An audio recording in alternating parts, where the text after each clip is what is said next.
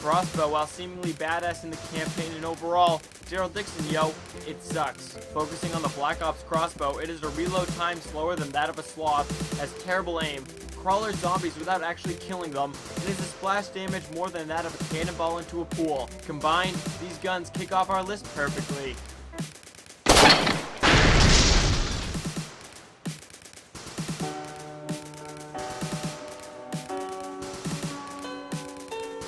What is going on YouTube, JFK here, and welcome to the top 10 worst weapons in Call of Duty Zombies history.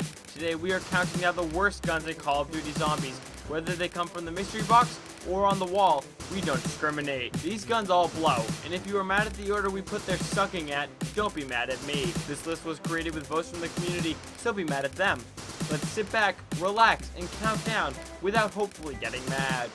To kick things off on our crap list is the VR11 tied with the crossbow. Remember, these guns are not pack-a-punch, which means most will suck in general. The VR11 is only available in Call of the Dead, and thankfully so. While it may be a wonder weapon, it only turns one zombie into a human, working like a small monkey bomb. But this only works in certain parameters, it is hard to use, looks fugly, and the ammo is smaller than an ant.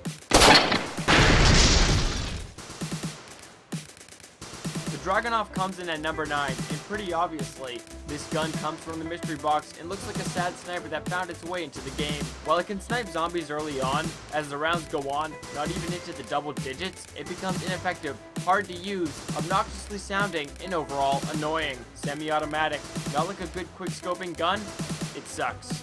The number 8 spot goes not to a gun, but a pair of knives. The ballistic knife comes from the box and simply aggravates players. While it can be useful in knifing zombies early on, down the road the lack of ammo to shoot at zombies, the lack of damage to actually kill zombies, and the low rate of fire render this weapon useless. An annoyance, if not pack-a-punch, it fits well onto our list. The Olympia. With a name like that, you think it would be a great gun. Or nah. Always available near the M14, and sadly the player in each game, the Olympia is a shoddy with a mag size of 2. Weak, hard to kill zombies, and overall a tool of a gun. The Olympia shows up in zombies simply because there needed to be something near the M14. It rules and looks cool pack-a-punch, but once again, that doesn't matter. So, welcome to the list. The PM93. Oh, it's 60? Oh, 63. Ah, see? This gun is so forgettable, I'm surprised I even remembered to put it in here. Off the wall for 1,000 points, hefty for a crud gun. The PM63 has an extremely high rate of fire with little ammo and has absolutely no ammo reserves. Since this is not pack-a-punch, it doesn't look cool, it sucks, so we can move on. As we near the top, the Kar 98K claims the number 5 spot. Coming from World at War, each map except Shinonuma, the Kar 98K is a bolt-action rifle that can be found off the wall. While it can be found relatively cheap off the wall, the Kar 98K is an extremely low reload time, is iffy in regards to accuracy even though it's a rifle, and more often than not takes a few bullets to put down one zombie in the early rounds. It is frustrating beyond belief and makes many players want to simply down themselves for using it. The China Lake Storm is the number 4 position. Available in Black Ops, thankfully not Black Ops 2. The China Lake is a grenade launcher that stinks more than a skunk. It not only disorients players upon mostly every shot, but takes ages to reload, so many that Black Ops 2 almost rolls around by the time you're done getting one grenade loaded in. Pump action with a mag size of 2, it is laughably bad, fitting into our list wonderfully. Coming in at number 3 we have the Springfield. Yeah, remember this turd?